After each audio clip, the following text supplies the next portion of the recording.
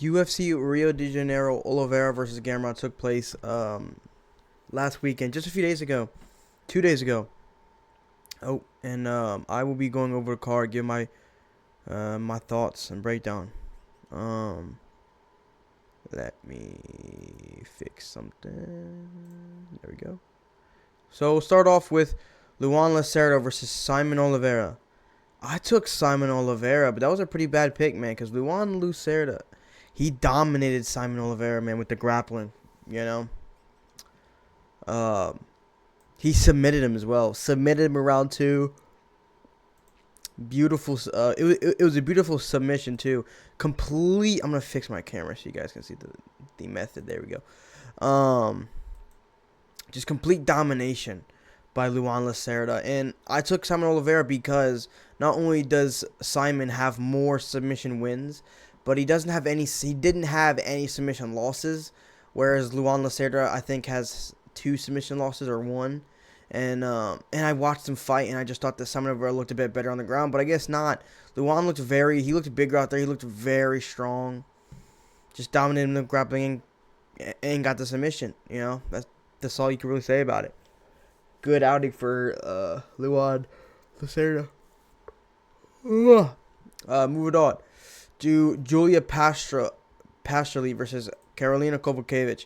I took Julia Palastri here. I took her by decision, but she ended up getting the standing TKO in round 3.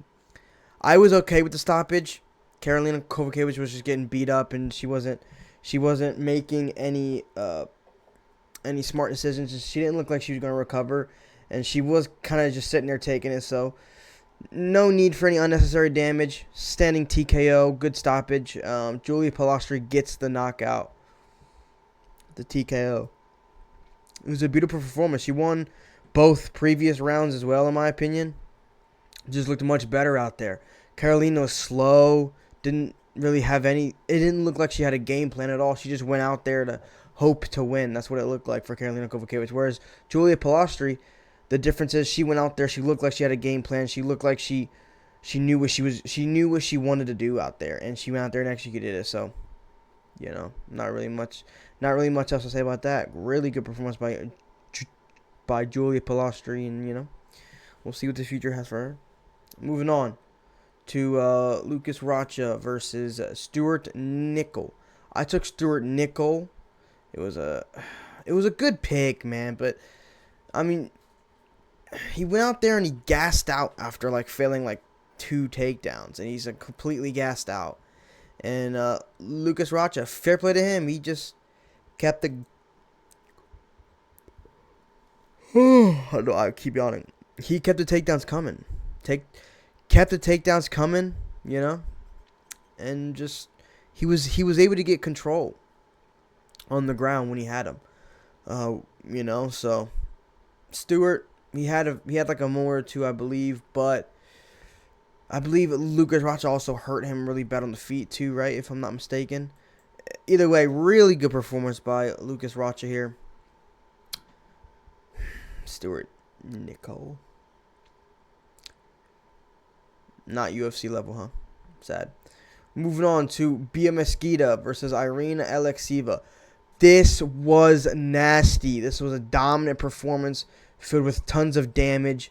She beat the hell out of Irina Alekseeva. It wasn't even close. It was very brutal.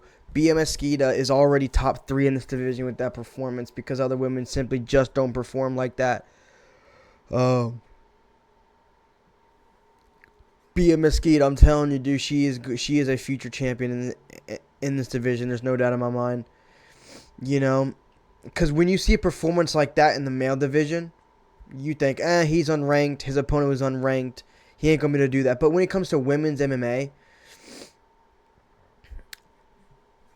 I mean, I can think of one other person in the division that can do something like that to Irina Alekseeva, and it's the champion.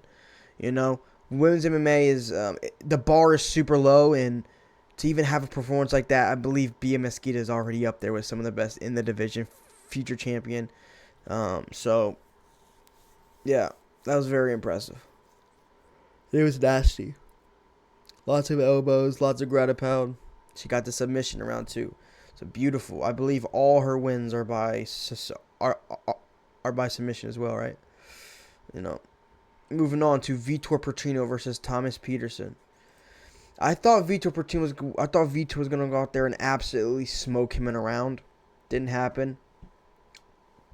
They're actually 1-1 going into the third round, which was kind of sad for Vitor, because Thomas Peterson. I don't know how many times I'm gonna yawn in this video. Thomas Peterson should be someone that you easily go in and get out of there. You know, Shamil Gaziev did that, and so I thought Vitor Petrino was going to be able to as well, but they went 1-1 before Vitor smokes him 26 seconds into the third round. Such a nasty knockout. Whiplash, head snapping back and everything. It was nasty. Vitor put him out badly. I just thought that would happen in round 1 instead of round 3, but Thomas Peterson, maybe a bit better than I thought. Or Vitor is not as good as I thought. We're both. Moving on to Jafel Filho versus Clayton Carpenter. This sucks because I took Clayton Carpenter to win this. I thought that Clayton Carpenter was going to dominate Jafel Filho because Jafel Filho, I knew he had good grappling, but I've seen him go in there and get meshed around. You know, meshed around with shots, hurt left, right, center, easy to hurt on the feet. And I just thought that Clayton Carpenter, who had only lost to Tagir Ulanbekov, was going to be able to go in there and beat Jafel Filho. And to be fair, he did sting Filho on the feet early on. But the grappling, man, was just on a different level. The grappling was on a different level, man. Jafel Filho's grappling was really, really good. And, man, he only needed one takedown, and he controlled him for the rest of the round and submitted him. I mean, fucking hell. It was very impressive. But Jafel Filho, I feel like he still definitely has a bit of a durability problem. So we'll see what that entails going forward. But Clayton Carpenter, this is a tough one for him because at least he lost by a competitive decision to Tagir Ulanbekov. He got finished in the first round this time around, so in his world. So bit heartbreaking for Clayton Carpenter, but we'll see how he comes back. Moving on.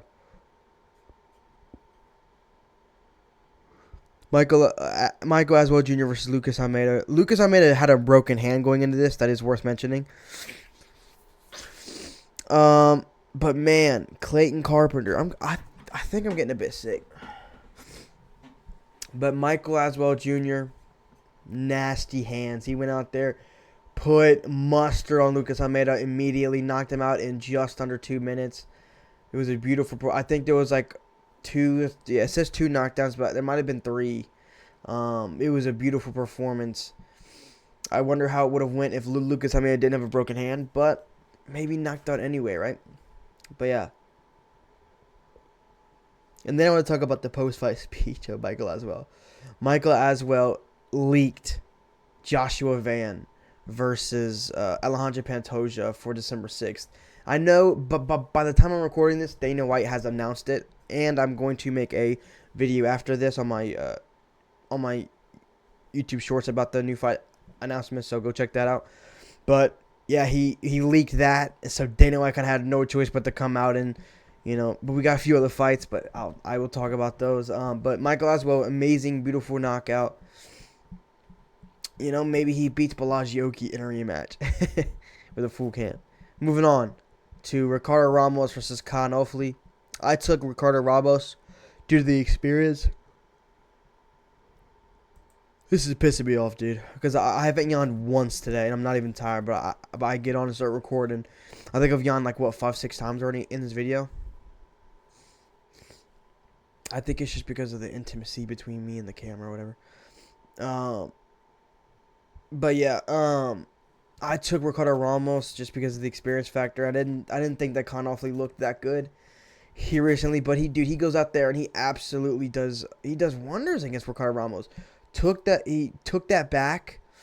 I think he shot for a takedown, and then and then took the back off it, jumped on backpack style, Oliveira style, and he held on, forcing Ricardo Ramos to hold up his weight on with his legs. And while he was doing that, he was fighting the hands, getting under the chin with a standing rear naked choke in the first round. Beautiful by Con Offley. I have to update how I look. I have to update or change how I look at him as a fighter. Because he looked really good. I don't know why I'm yawning. Con Offley looked amazing. Submitted the dude, man. Submitted the guy. So, Con Offley didn't take any damage there. So I hope to see him have a quick turnaround. I always like when fighters who take no damage have a quick turnaround. Because it shows me how much you care and how much you believe in yourself. And that is the biggest thing you can have as a... Not even as just a fighter, but just a competitor in general. So... yeah, moving on to Jonathan Nunes versus Mario Pinto. I took Mario Pinto, I believe, by knockout in round 2. Maybe I'm wrong, but I believe that's how I did it. I can actually fact check right now. I'm going to fact check it because I feel like I really did pick Jonathan. No, I picked Mario Pinto by round 2 knockout. And if I'm right, I want to prove it. And if I'm wrong, that would suck. All right, let's see here.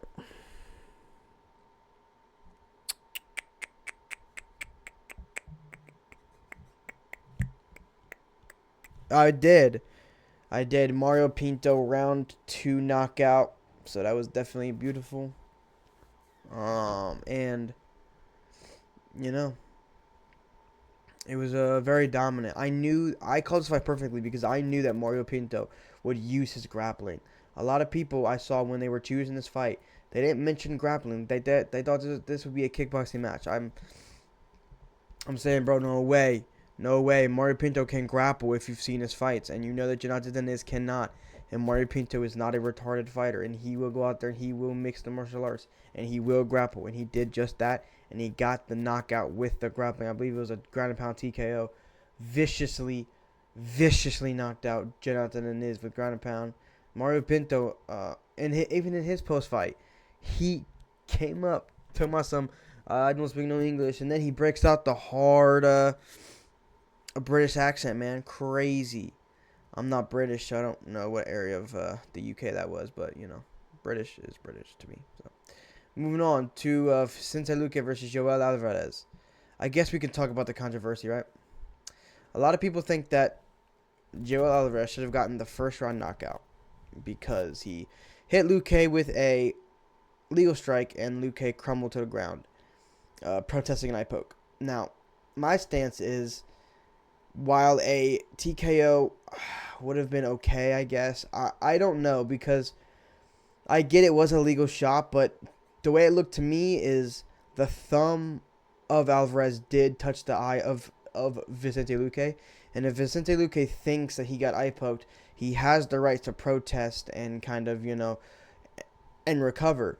But instead of calling the fight off, which is what the ref initially tried to do, we should have immediately replayed it, and if the ref didn't think that it was a bad enough eye poke to warrant any kind of recovery, that he should have stood Luque up immediately and redid it. Because I don't think that Vicente Luque took a clean shot and said, oh, I can't survive this shot, let me act like I got hit with an eye poke. I don't think that is what happened at all. I think that Vicente Luque thought he got eye poked. Therefore, at least until we reviewed the camera footage, I think he should have been able to protest and try to get some recovery time. But they gave Luque some recovery time before they redid it, and then Luque survived to a decision loss. So I guess I'm happy for Luque that I didn't see him get finished, but he did get dominated. He lost every round, all 3 rounds with Joel Alvarez. Unfortunately, it was a really good performance by Joel Alvarez, but a lot of guys are finishing Vicente Luque nowadays, so I might hold off on my judgment of Joel Alvarez in this welterweight division until his next fight or his next few fights, because I don't think that this was actually that quite of a good performance, at least in relative to what we've seen some of these other guys at 170 do to Vicente Luque at this point in his career. So I don't know. I guess we'll have to kind of wait and see what happens here. But Joel Alvarez, he won nonetheless. He looked really good. And yeah, I love you, Vicente Luque, man. It might be time to call it a career, but we'll see what you look like in your next fight because I know you're stubborn and you ain't retiring. So yeah, moving on to the co-main event: Davison Figueiredo versus Montel Jackson. I thought this was a clear 2-1. I seen a lot of people. I see not a lot, but some people were saying that round two can go to Montel Jackson. And I'm like, I guess if you really wanted to. Um, but round one was clear for Figgy. Round two, I scored for Figgy too because, yeah, Montez barely outlanded him on the feet, but there was no damaging shots. He didn't do enough to negate what Figgy did on the feet and the fact that he got a takedown and some control as well in the second round. Round three was clear for Montel Jackson, though. He was actually pushing the pace, actually kind of looking like maybe for a little bit he wanted to win a fight, but still didn't. Figueiredo clearly won 2-1 in my opinion, but he didn't look that good, honestly. Figueiredo of old, you know, the Figueiredo that fought Garbrandt, that fought Font, that fought Vera. I think he smokes Montel Jackson with a submission or something, like a club and some, but clearly a regressed version of Figgy. But he also is coming off of a nasty like ACL injury that happened like 4 or 5 months ago against Corey Sandhagen. So maybe he was a bit compromised going in here. Oh, the hiccup. But yeah, Figgy got that done, man. Figgy got that done. And moving on to he said he wants to fight Merab. Figgy said he wanted to fight Merab. I would still say he needs about 2 to 3 more wins to fight Merab. Maybe 2 is good depending on who the names are. But you need a winning streak at least. So yeah. Sorry, Montel, but you don't care to win fights. Moving on to the main event: Charles do Bronx Oliveira versus Mateus Gamrot. I called this fight really good, not perfectly because I did say that he would drop. I said he would drop Mateus Gamrot and then sub him with a guillotine as Mateus died for the legs. But I did, however, get it right on verdict. Oliveira by submission around 2. I just saw it coming, man. He's just a better grappler, and I knew that going in. I knew that Gamrot potentially had better scrambles or potentially a better wrestler, but I knew that the jiu-jitsu and the control would be for Charles Oliveira. And I thought that he would be able to negate the scrambling ability and really control Mateus Gamrot. I thought he'd hurt him a bit more on the feet. I was a little unimpressed by Oliveira in the feet here, but I think it was just because he had no respect for Gamrot and knew he wasn't going to get dropped or knocked out, so he just kind of, but the first round was very dominant. Not a 10-8, but a 10-9. Very dominant round for Oliveira. A lot of control time. And round 2 comes around, and he takes him back down. And then what it was all the grappling in round 1 was just Oliveira understanding Mateus on the ground. It was a long grappling round where they were grappling and scrambling, and Oliveira was getting position, getting control. Mateus trying to get up or reverse position, and it was just Oliveira kind of being like, okay, so this is how he is on the ground. This is his strength level. This is his IQ level on the ground. This is his skill level. And then when round 2 came around, they went back into the grappling, and then Charles Oliveira just said, I grappled with this dude for almost a full round. I know what he's about. I feel confident in this rear naked choke right here. So he latched it up across the jaw. It didn't go under. It didn't get under the neck, but it was across the jaw, putting pressure, mad pressure on the jaw of Mateus Gamrot, forcing a tap. The squeeze that Charles Oliveira has, man, must be otherworldly. For him to have the most submissions in history and to still be pulling them off. And for Gamrot, a guy who has literally never once been finished in his entire career, to finally get finished by Charles Oliveira, it was huge for Charles' career. This is only going to very positively affect his legacy. Mateus Gamrot, he did take on short notice, so his stock is still about where it was prior, because I also don't think full camp, regardless, I don't think he's got a shot on beating Charles Oliveira, so I don't think his stock really went anywhere. But, hey, we love Mateus Gamrot, a true anywhere, anytime, any place, a true anyone, anytime, any place kind of fighter. It don't matter who it is. It could be a top-ranked, middle-ranked, low-ranked, or it could be a unranked fighter. If you call Mateus Gamrot and say, hey, we need you to step in, he's going to step in. That's just how it is for him. He is an absolute dog. But Charles Oliveira is just skillfully better, and that's what it came down to. Just better on the ground, better jiu-jitsu, was able to get the back on many, many occasions. And then the last occasion, he was confident in his Rinneck choke ability right there, so he just lashed it up beautifully. And, man, I'm a fan. I'm such a big fan of Charles Oliveira. I don't know how you can be, man. There's only, like, one guy in this entire division that I would root over Charles Oliveira. Dan Hooker. He's my favorite lightweight. And I have some hot takes coming up about his fight against Arman Dasrukin. Call me biased all you want, but stay tuned for that. Anyways, I'm gonna wrap this up here. I want to catch the Monday night football games before they come on. So, very beautiful performance by Charles Oliveira. Let's go over how well I did on this card as a whole. Let's see here.